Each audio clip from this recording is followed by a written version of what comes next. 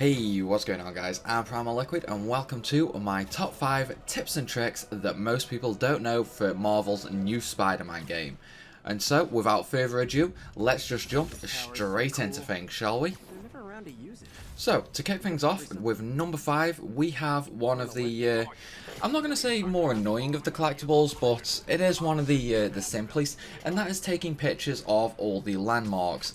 Now, obviously this can take some time, especially if you end up, swinging around, stopping on a building, aiming the camera up properly, and taking some really snappy pictures, some really nice looking ones.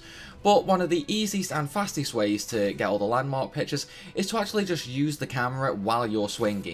Now, as long as you have the camera equipped, you can still actually swing, you just can't web zip.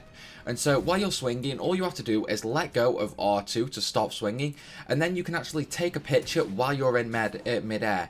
And because the game actually goes into slow-mo while you're actually aiming the camera, you don't really have to worry too much about lining the shot up or anything, as long as it's in frame. And that way, you can quickly snap the picture and then move on to the next one, saving I'd say about 5-10 minutes overall, unless you really want to take those snappy pictures for some reason. But hey, I thought I'd include it anyway. Now with number 4. Now, this is mainly for the base objectives. I mean, you can also do it with crimes as well, but it doesn't really serve much purpose in crimes. It is more for the all the hideouts. Now, one of the main issues is getting all the hideout tokens to unlock all your suits, all your special abilities, things like that. Now, some of the hideouts, especially later towards the end of the game, the optional objectives for them can be quite an issue to complete both of them in the same run. However, the good thing is, and this is actually something that I've not really seen many people mention. I've seen quite a lot online of people complaining that it's so hard to get both the objectives in some of the hideouts. But you don't have to get them both at the same time. You can actually just get one of them during one run and then just repeat the hideout. The first bonus objective that you got will still remain complete and you will still have that token for it. So all you have to do is replay the hideout, and then you can actually focus entirely on getting the second bonus objective, giving you 100% for all the hideouts, making it remarkably easy. But that's it for number 4, so time to move on to number 3.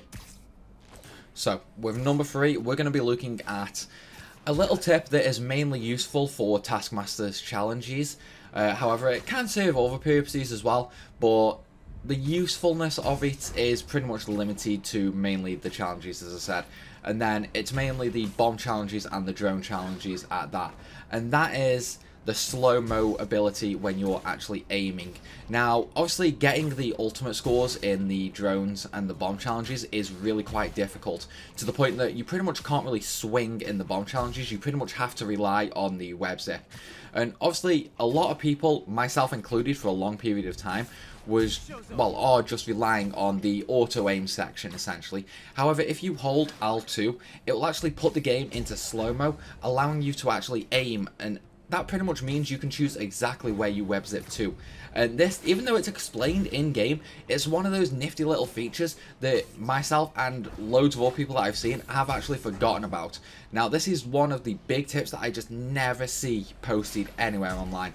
Now, looking over at game FAQs, when people are saying they're having challenges with all the bombs, all I end up doing is just mentioning, like, use the L2 to actually aim your web zips. It goes into slow-mo, so you will save quite a lot of time doing that. And the response is just like, why on earth did people not think of it?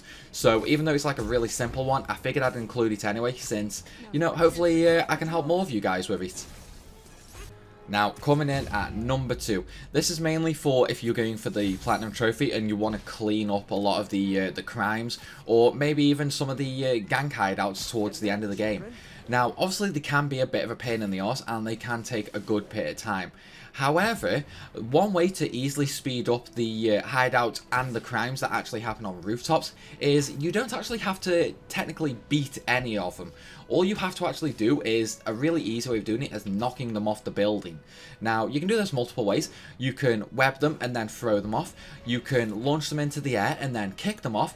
Or an even easier way is the gadget, the concussion attack. Now that will basically shoot a blast of energy out, and anyone that hits, it's just super easy to knock them off the building with that.